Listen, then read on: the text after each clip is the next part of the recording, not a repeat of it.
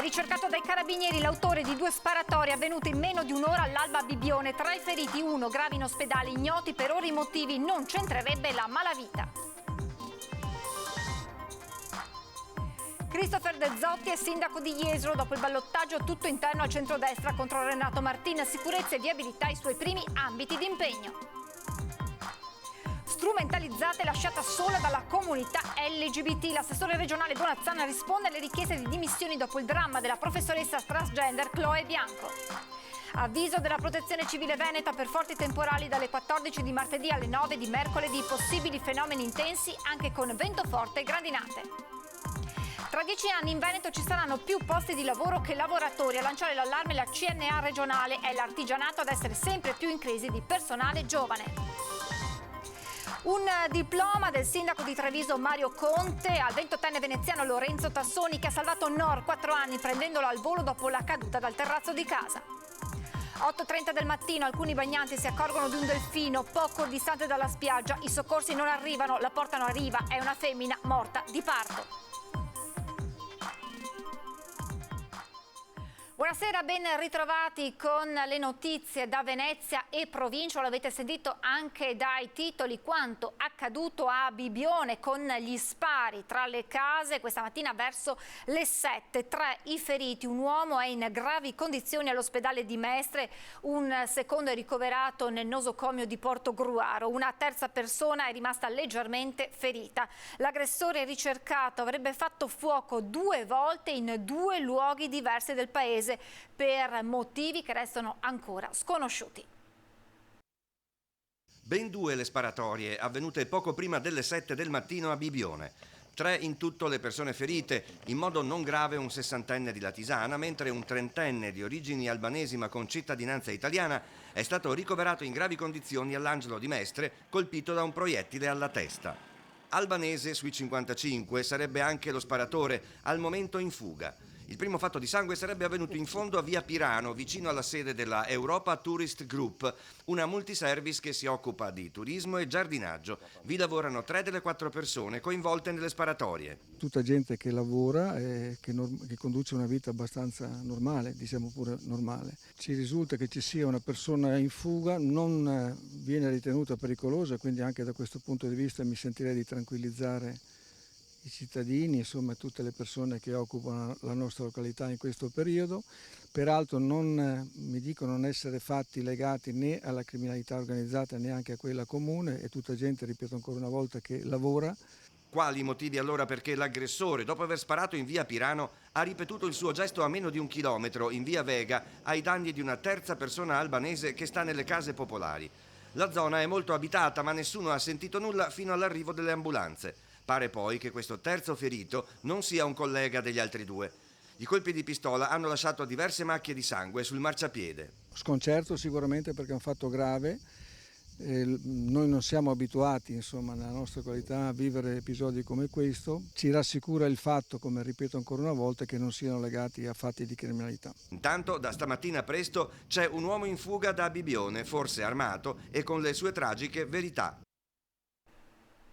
Siamo alla politica con circa 15 punti percentuali di vantaggio su Renato Martin. Christopher De Zotti è stato eletto sindaco di Jesolo al termine di un ballottaggio tutto interno al centrodestra. Sicurezza e viabilità i primi ambiti di impegno del nuovo primo cittadino. Vi ringrazio per aver sopportato tutto quello che è successo in questi 3 mesi, per avermi ascoltato quando vi chiedevo per favore di parlare di noi e di non parlare degli avversari, e penso questo sia stato il principale motivo per cui gli esolani ci hanno scelto per governare la città.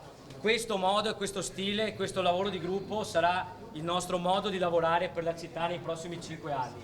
Attorniato da collaboratori e sostenitori, una fascia tricolore già in mano, Christopher De Zotti può festeggiare l'elezione a sindaco ricevuta con un mandato netto dagli iesolani.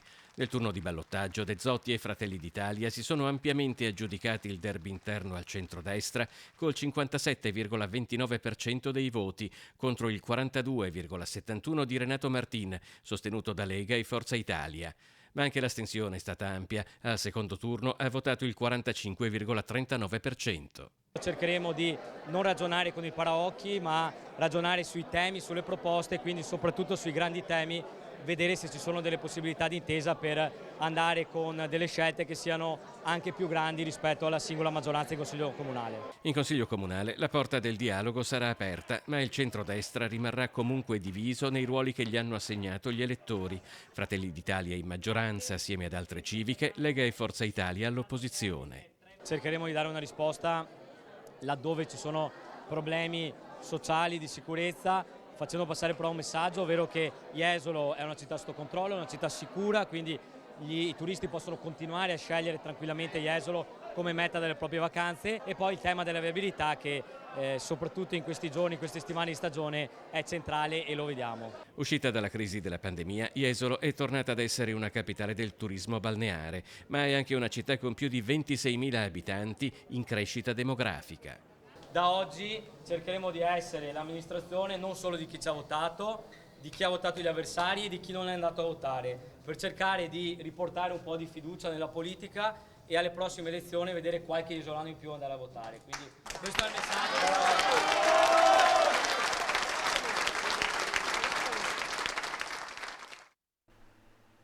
Chloe Bianco è stata strumentalizzata e lasciata sola dalla comunità LGBT. L'assessore regionale all'istruzione Elena Donazzan risponde alle richieste di dimissioni dopo il dramma della professoressa transgender che si è tolta la vita. La strumentalizzazione è la cosa più volgare che si possa essere di una persona che è talmente disperata da togliersi la vita. Queste persone che manifestano, che poi è una parte del movimento LGBT, aveva usato il professor Bianco allora come bandiera di libertà e di coraggio e lo sta usando adesso da morto per i propri interessi politici. L'assessore regionale all'istruzione Elena Donazzan risponde alla richiesta di dimissioni avanzata anche con una manifestazione indetta a Venezia dalla rete degli studenti medi e dall'Unione degli Universitari, assieme ad esponenti politici tra cui il deputato Daima Alessandro Zan, rilanciando e accusando la controparte di strumentalizzazione e di un attacco subito per la coerenza tenuta da parte dell'esponente di Fratelli d'Italia nella drammatica vicenda della professoressa transgender che si è tolta la vita. Colpisce me perché ho sempre detto la stessa cosa, cioè che non si va a scuola, non si andava e non si va a scuola con l'idea di provocare, che il tema della propria sessualità è un fatto del tutto privato da rispettare, ma la scuola non può essere il luogo in cui ci si presenta da un giorno all'altro affermando qualche cosa, peraltro con quel modo, senza preparare la classe, senza preparare la scuola. Il movimento LGBT ha grande responsabilità nell'aver lasciato solo il professor Bianco. La polemica non è quindi destinata a concludersi qui. Per Donazzan certi passaggi vanno gestiti in maniera diversa. L'omosessualità è un'affermazione, in questo caso divenne una provocazione e andava certamente preparato, ma la scuola fu molto rispettosa perché disse allora al professor Bianco non venga in questo modo da un giorno all'altro, prima dobbiamo fare un percorso di preparazione, cosa che non avvenne. Il Centro Funzionale Decentrato della Protezione Civile Regionale ha emesso un avviso di criticità idrogeologica riferita allo scenario per temporali forti per tutti i bacini idrografici del Veneto, valido dalle 14 di domani alle 9 di dopodomani, mercoledì 29 giugno. L'avviso è stato emesso sulla base delle previsioni meteo che indicano tra il pomeriggio di domani e le prime ore di mercoledì, per l'appunto, una nuova fase di instabilità con temporali sparsi. Sono possibili fenomeni intensi come forti rovesci, forti raffiche di vento, grandinate e consistenti quantitativi di pioggia, soprattutto nelle zone montane e pedemontane. Tra 10 anni in Veneto ci saranno più posti di lavoro che lavoratori. A lanciare l'allarme la CNA regionale, che punta il dito in particolar modo sull'artigianato sempre più in crisi di personale giovane. Ogni giorno riscontriamo difficoltà da parte delle nostre imprese associate, ma non solo, di trovare sul mercato del lavoro personale giovane da inserire nelle proprie produzioni. Nell'artigianato il lavoro c'è, i lavoratori no. Anzi, tra 10 anni in Veneto ci saranno più posti di lavoro che lavoratori. L'allarme lanciato dalla CNA regionale ha diversi motivi e richiede quindi diverse soluzioni. Il problema chiaramente da un certo punto di vista è legato alla demografia, perché giovani ce ne sono pochi, è legato anche a un aspetto culturale, perché le lavorazioni manuali, il bel lavoro non è sufficientemente valorizzato. Come primo impiego il 31% dei giovani si rivolge ai settori commercio e tempo libero, l'11% ai servizi alla persona, il 10% al metalmeccanico. Una cosa è certa comunque, dicono i sindacati, il reddito di cittadinanza non c'entra. Io ho visto i dati del reddito di cittadinanza in Veneto, sono lo 0,00 e qualche cifretta. Io credo che questo non sia il problema. Che non sia educativo questo, forse sì. Il reddito di cittadinanza va bene per dove era stato pensato, va bene nel momento in cui una persona non può essere ricollocata. I ragazzi e i giovani non vedono interessante la nostra regione, quindi non solo il mondo dell'artigianato, ma la nostra regione. Ogni anno 12.000 ragazzi scelgono di andare via dalla nostra regione e non solo verso l'estero, anche verso l'Emilia Romagna per esempio. Quindi dobbiamo capire quali azioni sono necessarie per migliorare le condizioni di lavoro. Abbiamo intervistato circa 1.200 giovani chiedendo cosa cercavano loro nel lavoro. Bene, il salario era uno degli elementi importanti, qualificanti, ma quello che i giovani cercano nel lavoro soprattutto è uno spazio di riconoscimento, di crescita e soprattutto la possibilità di avere di fronte a sé un percorso. Per la CNA del Veneto bisogna accelerare la transizione verso il digitale e il sostenibile, agevolare il passaggio generazionale e le politiche attive per l'inserimento lavorativo dei giovani. Dobbiamo saper comunicare al nostro mondo che lavorare all'interno di un'azienda artigiana non è un lavoro di serie B, ma dà delle grandi opportunità anche per i giovani e per il mondo proprio del lavoro. Prorogati al 30 settembre i plateatici Covid a Venezia. Contemporaneamente è partita anche la riforma di 19 pianini, pari all'80% dei plateatici presenti a Venezia città, novità poi a Rialto. Il Comune di Venezia ha prorogato al 30 settembre i cosiddetti plateatici Covid, come stabilito dalla legge nazionale, limitatamente ai locali che ne erano privi, escludendo quindi ampliamenti dei plateatici ordinari. Ma soprattutto l'attività è ora concentrata nella riforma dei pianini, 19 per l'esattezza, che coprono circa l'80% dei plateatici presenti a Venezia città. I nuovi pianini prevedono sostanzialmente modifiche rispetto alle precedenti pianificazioni, togliendo criticità e migliorando l'offerta commerciale, ma allo stesso tempo considerando le necessità di vivibilità dei cittadini residenti. Per la prima volta è stata discussa la pianificazione del territorio, coinvolgendo le associazioni cittadine, e non solo, come era prassi, fare con le associazioni di categoria. Naturalmente l'operazione è condotta in strettissima collaborazione con la soprintendenza e prende in esame anche aree particolarmente delicate come quella di Rialto. Significativo per i veneziani sicuramente aver liberato dal plateatico i due lati del ponte di Rialto che impedivano insomma la visibilità della Madonna, appunto il bassorilievo che sta in questo meraviglioso ponte. E questa mattina nel municipio di Treviso c'è stata la cerimonia di consegna di un attestato a Lorenzo Tassoni, il giovane veneziano che ha salvato prendendola al volo una bambina di 4 anni che stava cadendo dal terrazzo di casa. Dove Lorenzo? Dove Lorenzo? Ti vuole bene Lorenzo? Sì. Tanto o poco? Mamma non vuole. Cosa vuol dire? La voglio questa. Bella, no. La bandiera da qua in Italia, ma tu fra poco sei italiana. No. Al momento, come si vede, non vuole diventare sindaco la piccola Nor, a 4 anni protagonista di una storia a lieto fine. Giusto una settimana fa è precipitata da un terrazzo al secondo piano di un condominio di via Sant'Antonino sulle braccia del suo salvatore, il 28enne Lorenzo Tassoni. E oggi il sindaco Mario Conte ha riunito Lorenzo, Nor e mamma Fatima, ancora scossa per quanto accaduto. Io li ringrazio di essere qui oggi perché comunque è un gesto bello, una storia a lieto fine, ne avevamo bisogno anche se l'avremmo evitata tranquillamente, però insomma è andato tutto bene, la bambina sta bene, Lorenzo è stato straordinario, ringrazio anche la famiglia di Lorenzo e quindi questo abbraccio secondo me vale tutto e questo è il messaggio più bello che la nostra comunità oggi può ricevere. Basta, ridi mamma. Per la piccola solo un brutto gioco da dimenticare, per la mamma attimi di angoscia che non dimenticherà mai. Per me è un angelo. È non ti dico se anche ringrazio, l'ho baciato neanche i piedi, ma non basta per me, perché sono la figlia unica, sono ancora sotto. Sì, va bene così, grazie. Lorenzo, forse questo è il regalo più bello, questo abbraccio. Sì, meno male ha detto sì, che appunto non sono io il protagonista, cioè è lei che sta bene. A Lorenzo, dal sindaco a nome di tutta Treviso, un piccolo grande segno di gratitudine. Un atto di grande coraggio e di straordinario altruismo che rende orgogliosa l'intera comunità e che rappresenta un insegnamento di responsabilità, correttezza e di rispetto della vita. Quindi con stima il sindaco Mario Conte. Grazie davvero di cuore.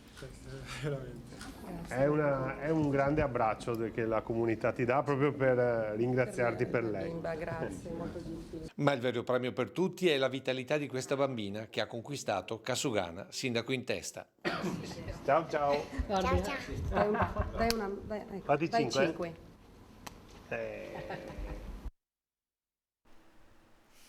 E adesso un raro documento filmato che ci arriva da Jesolo Lido. Sono le 8:37 di oggi, di lunedì 27 giugno. Siamo tra la torretta 27 e 28 e dei bagnanti avvistano un delfino morto. Avvisano la capitaneria di porto, i bagnini, passa il tempo ma non arriva nessuno. Perciò 2 di loro accompagnano, arriva il corpo senza vita dell'animale. Scoprono, non senza sorpresa, che si tratta di una femmina di delfino morta quasi di sicuro di parto e da diverso tempo. Ringraziamo Marzia Zorzetto per il video e per avercelo inviato. A 3 anni dall'ultima edizione è tornata una grande serata di sport e spettacolo sulla pista del pattinodromo delle Quattro Fontane al Lido di Venezia. Tanti campioni della nazionale italiana intervenute come ospiti alla 54esima edizione di Atlete e Allieve dell'Hockey Club Venezia. Le stelle del pattinaggio sono tornate ad illuminare con splendide coreografie e sorprendenti balletti la notte del pattinaggio nella splendida pista con vista sulla laguna e sul bacino di San Marco delle Quattro Fontane al Lido di Venezia. Ecco spiegato il grande successo della 13ª edizione del Gran Galà dei Campioni, 54esimo saggio annuale dell'Hockey Club Venezia, che ha portato ad esibirsi una 70ina di atleti e allievi. Regina della serata la pattinatrice muranese della nazionale italiana Rachele Campagnolo. Sono stata molto felice di aver partecipato al Gran Galà del Lido. Ho visto le bambine dopo un periodo molto difficile con il Covid, dove erano state costrette a esibirsi senza pubblico e senza genitori, molto entusiaste, molto felici e molto unite. Lo sport è sempre un ambiente molto sano e il Lido ha creato veramente un grande evento. Tra gli ospiti anche Giulia Rocco, Mattia Qualizia, Laura Carta e Ares Chimetto e il piccolo gruppo Division della società Pattinaggio Portoguaro che rappresenterà l'Italia al prossimo campionato del mondo in programma a fine ottobre a Buenos Aires, in Argentina. Testimonial della serata lo sciatore acrobatico Leonardo Donaggio, il più giovane atleta della spedizione nazionale olimpica. È stato uno spettacolo veramente emozionante, bellissimo. E sono stato anche premiato per la mia stagione. Adesso è tempo della maturità per poi riprendere gli allenamenti in vista delle prossime gare di Coppa del Mondo. Soddisfatto il grande regista della serata, il presidente dell'Hockey Club Venezia Massimo Carlon, per una manifestazione che aveva l'obiettivo anche benefico di raccolta fondi per la Fondazione Città della Speranza di Padova. Un successo alla fine, sì, siamo contenti, siamo felici dopo 2 anni di difficoltà, questi 2 anni di pandemia che hanno portato molte difficoltà in varie società nel mondo sportivo. Noi parliamo del pattinaggio, ma il Gran Galà dei Campioni verrà riproposto anche il prossimo anno con la stessa formula. In chiusura, prima di salutarci, vi ricordo questa sera l'appuntamento a partire dalle 21:15 su Antenna 3 con Ring. Ospiti Alessandro Manera della Lega, Raffaele Speranzone di Fratelli d'Italia, l'onorevole Diego Zardini del Partito Democratico, Davide Rossi, editorialista dell'Arena, e poi il sindaco di Padova Sergio Giordani. Appuntamento dunque questa sera a partire dalle 21:15 su Antenna 3 con Ring. È davvero tutto, vi lascio alle previsioni meteo. Grazie per l'attenzione, buona serata.